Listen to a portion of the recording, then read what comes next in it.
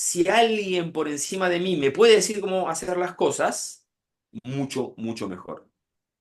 Mucho, mucho mejor. Entonces, surgen las cumbres.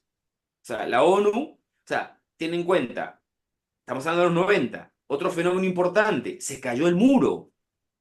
Ya el mundo es unipolar, ¿ok? Es otra cosa súper importante. Entonces ellos dijeron, bueno, fin de la historia, Fukuyama, ¿no? O sea, está, se cayó el muro, se acabó la historia, ya no va a haber más conflictos. Eh, entonces, tenemos que dedicarnos a construir ese futuro promisorio en la Tierra, que no lo pudo sacar el comunismo, pero que en el fondo, bueno, esa es la parte comprable, ¿no? O sea, podemos construir... Y entonces, ¿cómo hacemos eso? Nos juntamos todos, como la Torre de Babel, para resolver todos los problemas por fascículos. Y alguien lo tiene que plantear.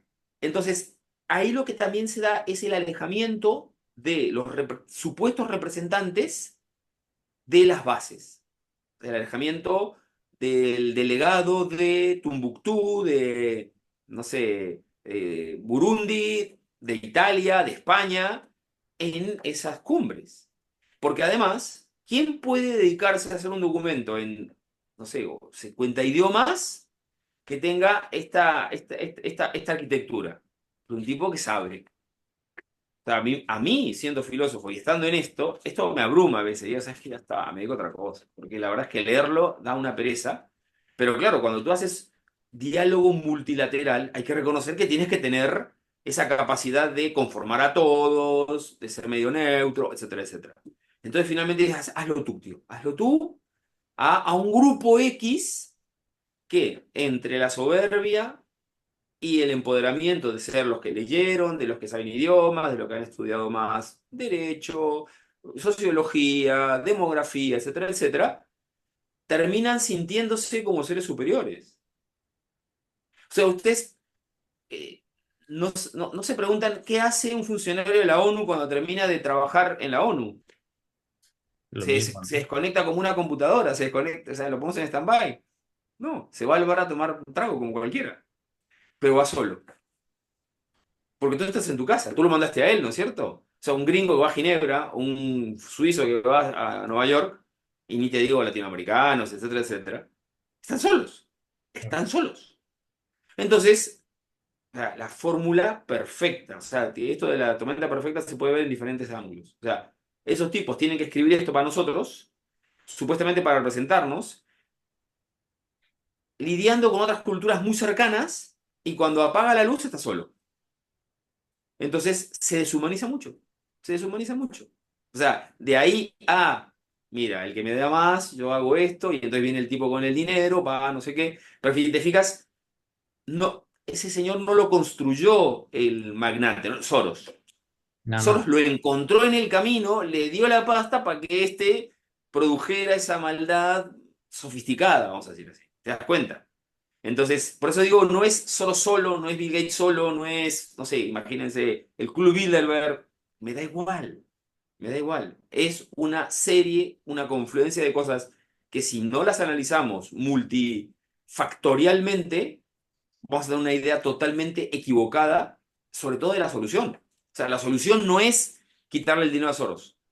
La solución no es acabar con la ONU, porque habrá otra cosa que lo reemplace, no sé cómo explicarlo. También, o Claro. sea, evidentemente uno dice, sí, deberíamos quitarle poder, sobre todo moral, pero hay que construir algo en su lugar, ¿ok?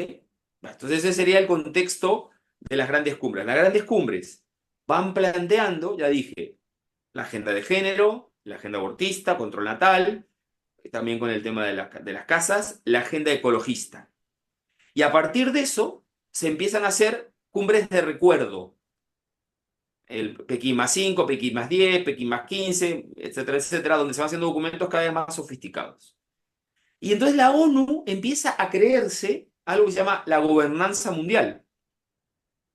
Y es, ya que yo no puedo establecer la paz, cuando yo era chico, creo que ahora todavía, pero cuando era chico era más potente, porque teníamos cierta confianza en la ONU. Desde Mafalda pensábamos que la ONU era una cosa un poco más eficaz, y prácticamente nunca lo fue.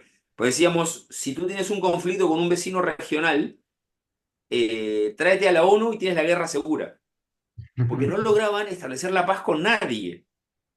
Entonces, si tú haces un esfuerzo tremendo, imagínate, pobrecito los de la ONU, se matan, no sé qué, y van y negocian y tal, y no logran la paz, no logran la paz. ¿Y saben qué?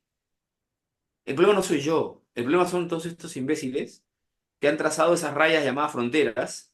Vamos a borrarlas, porque si un día yo soy el único gobernante, yo me refiero a ONU, o cualquiera de los tíos que están acá, ¿eh? Sí, sí, sí, se entiende. Entonces nadie se tendría que pelear con nadie. Porque sería el colmo que yo me peleé conmigo mismo. Si todos los presidentes del mundo fueran el mismo presidente, no habría guerras. El de Irán no le tiraría bombas al de Israel. Es Ese es un el pensamiento pensamiento, ingenuo que está detrás de todo esto. claro, es un En un pensamiento muy, sentido, digamos, ¿no? un pensamiento muy El- básico porque las culturas ya chocan entre sí. O sea, no es lo mismo un español que un canadiense si siendo todos del a mismo, ver, por así decirlo. tío, tienen dos ojos, oídos, Sí. lengua, algunos pelos se tatúan, ya está. No hay nada que la globalización no pueda homogeneizar. Ese es el pensamiento de estos. De hecho, ahí había una, digamos, una pelea, bueno, una pelea dialéctica entre Huntington y Huntington que planteaba que iba a haber un choque de civilizaciones y Zapatero que planteaba el multiculturalismo. Y curiosamente, políticamente gana Zapatero, porque estamos viendo que nos han vendido que el multiculturalismo es súper ok, pero en la práctica gana Huntington Es que, porque no logramos establecer lo que llamamos una integración adecuada y cada vez las tensiones son más fuertes, son más fuertes. Pero desde el punto de vista teórico, desde el punto de vista tecnocrático, no debería funcionar así. O sea, de hecho, es como la herencia del tecnicismo soviético. Entonces, los soviéticos llegaron a crear una figura que se llamaba el Homo economicus, porque como sus teorías no funcionaban en la realidad, necesitabas un tío que consuma todos los días 2 litros de agua, el Homo economicus, porque no les cuadraba nada. Entonces hemos creado el Homo politicus, neutrus, pero nos estamos dando cuenta que estamos destruyendo todo eso, no, digamos, estamos en un proceso de disgregación donde los estados-nación, gente como nosotros, nos resistimos a estas aberraciones, ¿ok? Entonces, sí, es un pensamiento ingenuo, pero es el que está en la cabeza de ellos. Otra vez, me explico la tormenta perfecta. No hace falta que haya un jefe para todos estos. Todos se van a juntar más o menos con la misma idea. Y a lo mejor, muy loable, estamos cansados que los Irán del mundo le tiren bombas a los Israel del mundo y los Israel del mundo le tiren bombas a los Irán del mundo. Acabemos con esto. ¿Quién no quiere eso? O sea, yo sí lo quiero. Yo sí quiero que se acaben las bombas. Por eso se plantea que la ONU debería buscar cada vez más una presencia de poder, no solo de coordinación, ya no sería el patio donde se juntan el embajador de Israel, el embajador de Irán, donde por eso se ven las caras, donde pueden pasarse mensajitos, eh, es que mesas que han servido muy bien en otros momentos, incluso por ejemplo se dice, porque no se sabe del todo, pero que la crisis de los misiles del 63 de Cuba se resolvió a través de mensajes que se mandaban entre los diplomáticos, porque Khrushchev tenía que ser totalmente fiel a su discurso. Por ahí Kennedy tenía un poquito más de margen, porque en Estados Unidos había más libertad en ese momento, pero tampoco podía salirse mucho del libreto. Y terminaron negociando bases a partir de papelitos que se pasaban bajo la mesa, mientras Khrushchev y Kennedy decían, nunca negociaremos.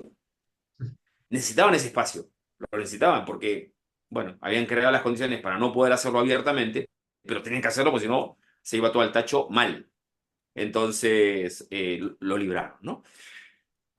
Por eso esa función me parece totalmente loable, pero ahora, en el momento en que crees que la ONU es una especie de gobierno supramundial, que es un poquito lo que está de fondo en la Agenda 2030, pero quiero que vean que hace una degradación. Ahora que presenté esto en el Perú, este documento, hicimos uno con una fundación que se llama Origen allá, donde se mostraban cómo esto está aterrizado concretamente en el Perú. Me tocó compartir mesa con un tío extraordinario, Alejandro Torre, que él decía, yo fui el representante regional no me acuerdo qué, de la ONU en el Perú durante 10 años. Me metí porque era un tipo así yo muy es un empresario que tiene todo el dinero que quieran, pero se metía a estas cosas, ¿no? Y porque era un hombre, un muchacho idealista y yo pensaba que esto podía salir adelante. Pero poco a poco me di cuenta que me empezaron a no gustar las cosas que hacía la ONU. Y uno se preguntará, ¿cambié mi idea? No, cambió la ONU. O Claro. sea, él te lo dice así, es muy interesante esto. La ONU en la que yo me metí originalmente para representarlos, Gratarola además, porque el tipo no tenía dinero, no recibía sueldo, no era la ONU en la que poco a poco se fue convirtiendo y me salí porque yo no podía tolerar esto y ahora esto es una mala copia de lo que fue originalmente el planteamiento de la ONU. O sea que hay gente que lo ha visto en vivo, o sea, esto, es decir, que esa transformación se ha ido dando realmente, digamos, ¿no? Y Carlos, Entonces, ¿no crees que sí, ahora actualmente sí que ha ido tomando mucho más forma de algo que está como pues más planificado, más orquestado, aunque no sea una única persona la que lo dirige, pero sí que podríamos decir que si bien al principio es lo que tú dices, por varios factores se va pervirtiendo, no es la intención, ¿no crees que a día de hoy sí hay una intención muy clara? En este sí, caso, sí, claro, claro, efectivamente, es lo que les quiero decir. O sea, si uno ve las cumbres de los 90. Luego, los objetivos de desarrollo del milenio, que fracasaron totalmente, la conversión en la Agenda 2030, que ahora lo comentaré, y ya el pacto de futuro firmado hace un par de semanas, evidentemente ellos ya hasta lo reconocen, tenemos un plan. O sea, desde el momento que aparece la agenda, es una ellos agenda. ya reconocen que tienen un plan. A lo mejor en las cumbres lo pueden esconder un poco, pero ahora sí, pero no es, otra vez, no es una mente maquiavélica única, sino que todos van comprando el plan. Ujú. Es como Anakin Skywalker pasándose al lado oscuro continuamente, digamos, y se van sumando Anakines ahí, tíos bien válidos, que por una serie de efectos, o sea, lo interesante de Star Wars, que es fantástico para verlo desde ese punto de vista, es que la intención de Anakin siempre fue buena. Claro. La de Palpatine no, pero Claro. Palpatine necesitaba convencer a Anakin. ¿Existe el Palpatine entonces ahora? Es la Eh, pregunta. por eso, ha habido unos Palpatines, varios, de pensamiento transversal, podríamos decir incluso comunistas, lejanamente Gramsci, etcétera, etcétera. Pero estos convencieron a tantos anaquines que ya Darth Vaders independientes de Palpatine hay por todos lados y todos son como fotocopiados. Pero no, me explico, no es un único tío que. ¿Por qué? Porque entre esos Darth Vaders pueden terminar peleándose, como las feministas con los trans. ¿De acuerdo? Porque no son todo igual. O sea, los Sith no todos tienen la misma agenda, ¿de acuerdo? Entonces, a esto voy. Se ha ido contagiando. De modo que si yo mato a Palpatine, el original, vamos a decir así, si existiera, que yo no creo que exista, pero bueno, si existiera, seguirán habiendo Darth Vaders haciendo diferentes agendas, Siths haciendo diferentes agendas, que en algún momento van a estar aliados y en otros momentos se van a sacar la cabeza si pueden. ¿De acuerdo?